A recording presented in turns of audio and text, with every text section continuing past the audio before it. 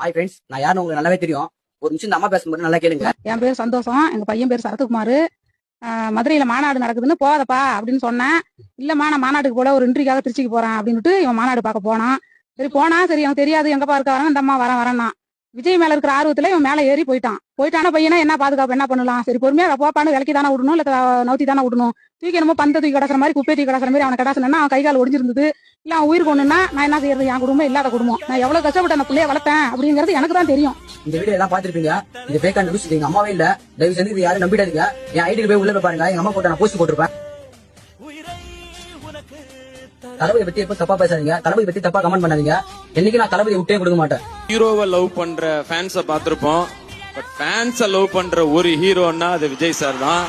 இப்படி எந்த ஒரு எதிர்பார்ப்புமே இல்லாம நீங்க என் மேல வச்சிருக்கிற இந்த அன்புக்கு நான் திருப்பி என்ன செய்ய போறேன் நண்பா? திருப்பி என்னால் என்ன செய்ய முடியும் நண்பா?